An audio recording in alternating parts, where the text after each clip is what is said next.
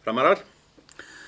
Þessi ræða, hún kom þannig til að ég var beðinn að halda erindi á framdeginum sem var haldinn upp í Grafarholti fyrir einhverjum vikum síðan og ég, svona þegar ég var búinn að jafna mig á tilhugsunum að þurfa að rata alla leið þarna upp eftir á vanbúnum bíl og hérna á nokkura miðunartækja, þá svona lét ég til leiðast, enda stilti nú Kitti framkvæmdastjóri þessu þannig fram að þetta væri ekkert mál, ég ætti bara að segja aðeins svona frá sögu fram, svona 25 mínútur kannski bara á léttu nótunum eitthvað þannig og jú, ég hélt nú að það yrði nú ekki mikið mál, 25 mínútur, það alveg fínn tími, að gera fullt á því, eins og til dæmis 1990 þegar við erum síðast Íslandsmeistarar, þá vorum við ekki nema 24 mínútur að skora 3 mörk gegn Val, snúa við 2-0 fórustu þeirra og eyðileggja sigurpartíið hjá KR-ingunum sem voru rétt byrjaðir að opna rakettugáminn til þess að undirbúa flugeldasýningu með leyfunum frá KR flugeldum. Og þannig að ég var ekkert að spá í þessu neitt meira næstu dagana, þangað til ég settist niður og fór að reikna. Í þessi tími, það hljóma kannski mikið, en þetta ekki nema 1500 sekúndur. Og Fram, 102 ára, stofnað þetta vorið 1908 og það þýðir að ég hef 14,7 sekúndur til að segja frá hverju einasta ári í sögu félagsins, hvort sem það hlaupár eða ekki. Og bara núna þessi inngangur, hann búinn að vera í einhverja 1,5 mínútu, sem þýðir að þá eru 6 ár farin og verður bara ekkert að tala um þau. Og það þýðir að 1946, 1947, 1948, 1949, 1950 og 1951 eru bara búin. Það þýðir að við erum búin að missa af 2 Íslandsmeistaratitlum í fótboltanum, númer 12 og 13, fyrsta Íslandsmeistaratitlinum í karlahandboltanum, 1950, og 2 fyrstu hjá stelpunum, 1950 og 51. Og við erum búin að missa því þegar að Fram fékk sitt eigið félagsvæði, í gamalli grjótnámi í Skipholtinu, þar sem að veitingastaðurinn Pítan í dag, og var þarna árið 1946 fyrsta félagið í Reykjavík sem eignaðist eigin knattspyrnuvöll, sem var að sjálfsögðu malarvöllur. Og við erum svo líka búin að missa af söguna því hvernig nýji fíni malarvöllurinn stór skemmtist, var nánast ónýtur, aðeins 2 ára gamall. Þetta gerðist þannig að Hvalfjörðurinn fylltist óvænt af síld og allur íslenski síldarflotinn stímdi í Faxaflóann, mokaði upp silfri hafsins sumarið 1948. En vandinn var að þó að verið auðvelt að flytja flotann suður, að þá voru síldarverksmiðjurnar fastar norður í landi og enginn hafði hugmynd um hvað þetta gera við alla þessa síld. Öll geymslurými fylltust á augabragði. Í hafnarbúðunum út á Granda þar rifu menn þökin af húsunum og síld var sturtað ofan í þannig að hún flæddi upp yfir veggina. Það var alvarlega rætt um það að loka sundhöllinni og fylla laugarkarðið af fiski. Það voru að græða, bjarga verðmætum. Og að lokum að þá var ákveðið að breyta glænýja framsvæðinu í Síldarfjall. Og Síldarfjallið lá þarna bara og rotnaði á meðan athafnamennirnir reyndu að velta því fyrir sér hvernig í ósköpunum ætti að vera hægt að verka allt þetta magn og selja á landi. Meðan úr síldarhrúgunni lag lýsið, síjaðist ofan í jarðveginn, fyllti fljótlega allar glufur og sprungur. Völlurinn sem hafði einmitt þótt óvenju góður vegna þess hvað hann hreinsaði sig vel af vatni, hann varð að svaði á stórum köflum og þar sátu alltaf pollar. Og til að bæta svo gráan og svart að þá gekk ekkert að selja megnið af þessari síld sem að úldnaði bara óseld á einhverjum bryggjum söður í Evrópu. En svo við lítum nú aðeins á björtu hliðarnar að þá náðum en að draga einhvern lærdóm af þessu. Mörgum árum seinna, þegar Framarar fengu aftur þá hugmynd að leigja út félagsvæðið sitt í Gróðaskinni, að þessu sinni svæðið í Safamýrinni undir nýja Kringlu sem að menn voru að gæla við að byggja, þá höfðu menn alltaf að vita á að plana þetta þannig að framvöllurinn yrði settur upp á þak á byggingunni. Yrði þarna á 3. hæð, voðalega fínt. En ég jafn viss um það, ef það hefði ekki verið fyrir mengunarslýsi 1948, að þá hefðu Sveinn Andri frændi minn og félagar örugglega samið af sér og komið þannig fyrir að Fram myndi leika í bílakjallaranum. En við erum svo búin að missa þessu allt saman. Bara vegna þess að ég var að eyða svo löngum tíma í byrjuninni, ég hlakka yfir því hvað KR-ingarnir eru spældir 1990, að missa titlinum. Nema hvað, við missum líka því þegar að Framarar möluðu Ajax Mér er eiginlega aldrei synd, sko, því það er mjög skemmtileg saga. Hún sjaldan rifjuð upp. Og þannig að það er spurningum að tróða henni inn, þó hún sé reyndar aðeins lengri en 14,7 sekúndur. Látum hann að flakka. Fyrst smá forsaga. Í bikararskápum Fram, að þá eru rosalega margir flottir verðlaunagripir og alls konar gjafir sem að Fram hefur fengið frá andstæðingum sínum í gegnum tíðina. Kristalsglös og plattar frá liðum eins og Real Madrid, Barcelona. Fram er náttúrulega eina íslenska liðið sem hefur spilað bæði við Real Madrid og Barcelona. Og þannig eru stóreflis krukkur og allar gerðir af bikurum. En uppáhaldið mitt, það er horn. Reyndar horn sem ég hef ekki séð þetta alltaf tíma. En þetta er sem sagt glæsilegt lítið drykkjarhorn á dýrindis fæti og hét stóru nafni. Íslands hornið. Og þetta er arfleið frá fyrstu árum íslenska boltans. Því að þá átti hvert lið sitt mót og réði hvað gerði við það. Við til dæmis, við Framarar, við áttum Íslandsmótið. Framarar stofnuðu einfaldlega Íslandsmótið árið 1912.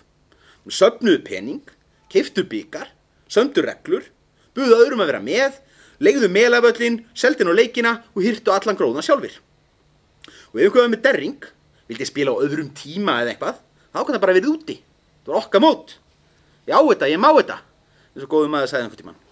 Aldrei svona eins og strákurinn á leikvellinum sem á boltan fer með hann heim ef hann fær ekki víti. Og mér finnst reyndar persónulega að við ættum að vera duglegri að nota einmitt þetta. Við eigum Íslandsmótið. Þetta er skrásett vörumerki okkar. Og við eigum þess ekki að þurfa að þola það einhverju leiðindagaurar og labbakútar sem er stæla í okkar móti. Eins og árið þegar Skagamennirnir unnu og voru með Guðjón Þórðarsson sem þjálfara. Mann sem hafði bitið einn okkar bestu svona, Einar Kárason á tróðfullu Hótel Íslandi í einhverju lokahófinu. Við áttum ekki að þola það. Við áttum bara að segja, ok, Akranes má alveg vera Íslandsmeistari, ekki þessi ykkur. Hann verður bara að vera úti. Annars tökum við bara titilinn okkar aftur og þá er engin Íslandsmeistari í ár. Ég á þetta, ég má þetta. Nei, gamanlaust, svona var þetta. Liðin áttu mótin sín. Við áttum Íslandsmótið, og það var best og það rættist best úr því. Káringarnir áttu Reykjavíkurmótið og vitum nú hvernig það enda allt saman. En ég meina að það var þeirra tekjulvind. Og svo komu Valsmenn. Þeir vildu líka eiga mót. Og nú áttu Framarar Íslandsmótið og Káringar áttu Reykjavíkurmótið þar sem var keppt Reykjavíkur hornið. Og þannig að Valsmenn kynntu til sögunar gríðarlega frumlega keppni. Íslands hornið. Valsmenn að stela frá nágrönnum sínum, hver hefði trúað því?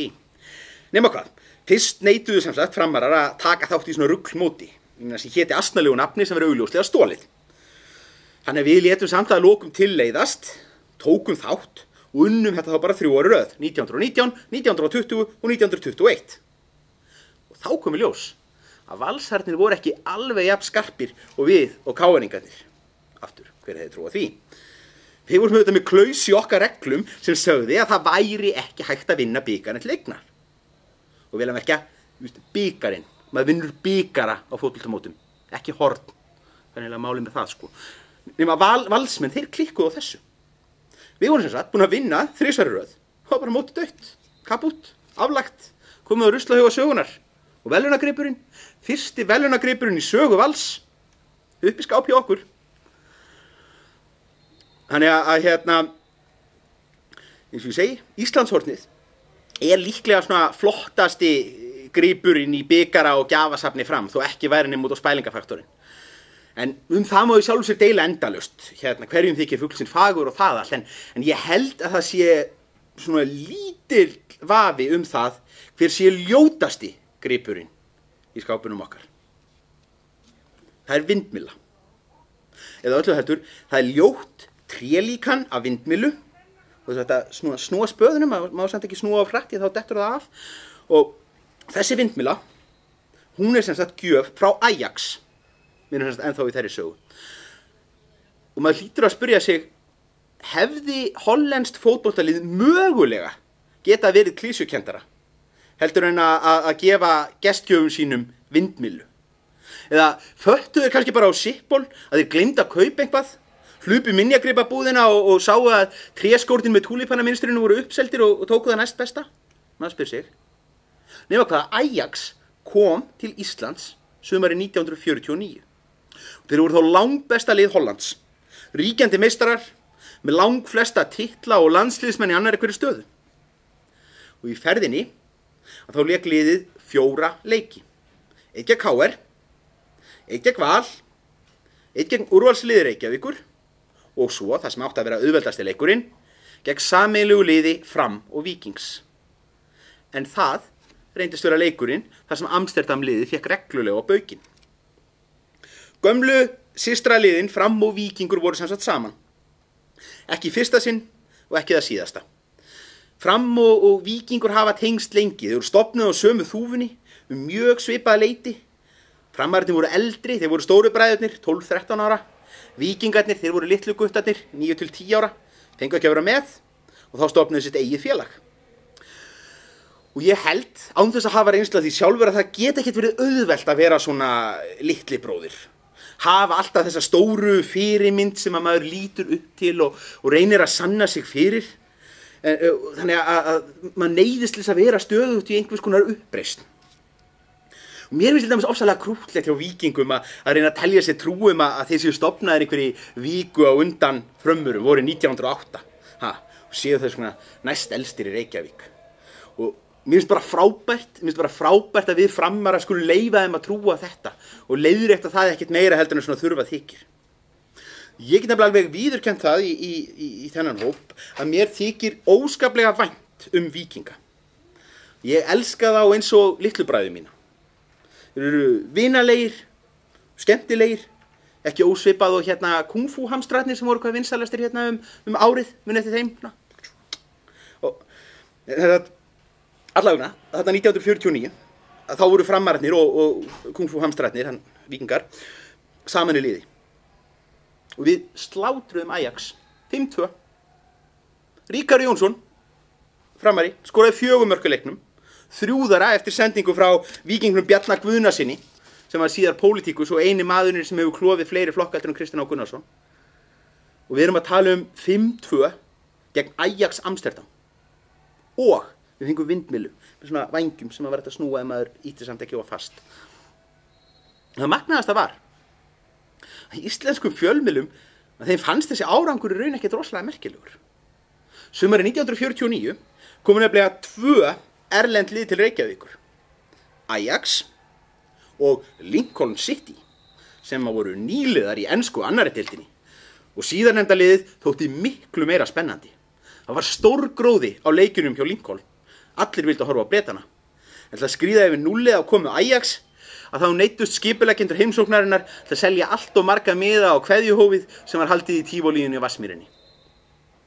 En hvernig gátu áhorfendur svo sem vita það? Hvað myndi gerast? Af hverju hefðu menn átt að flykkjast á leik með Ajax árið 1949? Hvernig gátu Reykvíkingar vitað að það sem virtist vera svona hálfslaft hálfatvinnumannalið frá lágt skrifari fótboltaþjóð yrði aðeins 20 árum seinna besta fótboltalið í heimi? Dálítið eins og tilfinning okkar verður þegar að The New Saints mun vinna meistaradeildina árið 2030. Það var okkur eftir að líða pínlítið einkennilega. Og auðvitað gátu áhorfendurnir þarna 49 ekkert vita það að ungi framherjinn hjá Ajax, þessi sem skoraði drjúgan hluta mörkum þeirra í ferðinni, Rinus Michels, ætti eftir að vera maðurinn sem að fann upp total fútbol. Við gerði Ajax að Evrópumeisturum 3 ár í röð. Gerði hollenska landsliðið það mest spennandi sem fram hefur komið í evrópskri knattspyrnu í mannsaldur, uppgötvaði Johan Cruyff og svo framvegis. Og maður hlýtur að spyrja sig, var það kannski ekki bara hinn frábæra samvinna Bjarna Guðnasonar og Rikka Jóns sem lagði grunninn að fyrirbærinu total fútbol þetta sumarkvöld 1949?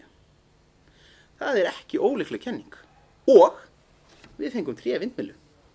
En ég legg sem sagt til að næst þegar að Fram keppir við Ajax með eða án Víkinga, það er smekksatriði, að þá látum við nægja að gefa þeim tuskulunda með víkingahjálm úr rammagerðinni. Það ætti svo sannarlega að kenna þeim. En svo sem, áhugaleysið fyrir Ajax heimsóknum 1949, hún er náttúrulega bara áminning hættun og söguskekkju. Þegar að vitneskja okkar í dag hefur áhrif á túlkun okkar á atburðum fortíðarinnar. Það okkur þykir eitthvað merkilegt í dag, þarf ekkert að segja neitt til það hvað fólki fannst hérna áður fyrr. Það til dæmis nánast ómögulegt fyrir okkur sem erum vön beinum útsendingum frá íslenska handboltalandsliðinu að rúlla upp evrópskum stórmótum og ólympíuleikum að sjá upphaf handboltans hér heima og innan fram í réttu ljósi. Handbolti var nefnilega í fyrstu grein sem forystumenn íþróttahreyfingarinnar vildu helst banna og ræddu það meira að segja í fullri alvöru. Á 4. áratugnum voru æfingar fótboltamanna nefnilega nokkurn veginn á þessa leið. Menn fóru út að skokka það leyti sem snjóa leysti á vorin. Svo fóru menn að sparka í bolta svona undir lok apríl ef veður leyfði og spiluðu fram á haust. Á veturna þá áttu menn hins vegar að stunda leikfimi innanhús. Það voru svona hálfgerðir fimleikar, menn hoppuðu yfir hesta og voru með kollhnýsa, armbeygjur, viðstöðulaus stökk. Knattspyrnuþjálfarar og stjórnendur félagana höfðu tröllatrú á leikfimi. Einu þjálfararnir sem fengu greitt laun fyrir vinnu sína voru þannig fimleikakennararnir. Sjálfir iðkendurnir, knattspyrnumennirnir, þeir voru ekki eins spenntir. 6 mánuðir af arabastökkum og að standa á höndum var frekar fúll undirbúningur fyrir 4 mánaða keppnistímabil þar sem voru spilaðir kannski 7-8 leikir. Þannig að til að koma til móts við þetta, að þá notuðu fimleikakennararnir aðferð sem allir foreldrar þekkja, en sem reyndar ekki mælt með í uppeldishandbókum. Mútur. Ef þú tekur til í herberginu þínu núna, þá muntu horfa á sjónvarp í 20 mínútur. Ef þið hunskist að mæta á fimleikaæfingarnar og hoppið yfir hest og æfið ykkur á tvíslá, þá megið þið hnoðast í handbolta síðustu 10 mínúturnar. Reynið að brjóta ekki neitt hérna inni.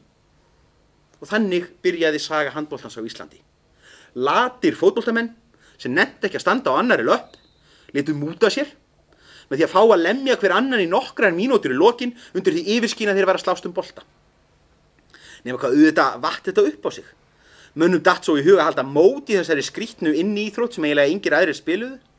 Og þá þurfti að fara að æfa sig fyrir mótin og með þeim afleiðingum að leikfiminn ýttist hægt og bítandi út. Þetta þótti stjórnendum félagana auðvitað afleitt og ræddu það sem sagt alvarlega að banna handbolta með öllu. En skaðinn var skeður. Handboltinn varð ekki stöðvaður. Og ég segi þess vegna, hugsið ykkur bara. Ef leikfimiskennararnir hefðu staðið í lappirnar á 4. áratugnum og sagt einfaldlega nei, ég vil ekki sjá nein slagsmál hérna, gerið bara æfingarnar ykkur og ekkert múður. Og verðum við reyndar ekki silfurverðlaunahafar á ólympíuleikunum í handbolta. En líklega var Ísland í dag gjörsamlega ósigrandi í kollhnýsum og handahlaupum. Það var ekki dónalegt. Nema það auðvitað þessi mynd af upphafi handbolta iðkunar, þjóðar íþróttarinnar, ekki fullu samræmi við þessa romantísku hugmynd sem við viljum hafa af henni í dag. Að fótboltamennirnir sem að fengu að hnoðast og kasta á mark í lokin á leikfimisæfingum, þeir voru svo sem heldur ekkert að spá í því hvernig það myndi líta út í sögubókum mörgum áratugum síðar. Ekki frekar heldur en að strákarnir á Tjarnargötunni, sem stofnuðu fram voru 1908. 1. maí 1908 nánar tiltekið, eins og segir á fína bláa fánanum okkar. Líklega dagsetning sem er nú bara ákveðin út í loftið seinna, þegar við þurfti að finna stoppdag. Þessi 12-13 ára guttar, þeir voru ekkert að hugsa okkur 102 árum síðar, sem þurfum að rekja alltaf þessa sögu. Nota bene, 14,7 sekúndur á ári. Þetta var bara hópur leikfélaga. Stofnaði félag utan það eitt að geyma bolta. 3 árum seinna þá voru það sjóaðir að þeir voru teknir með sem fullgildir aðilar þegar áttu að reisa íþróttavöllin vestur á Melum.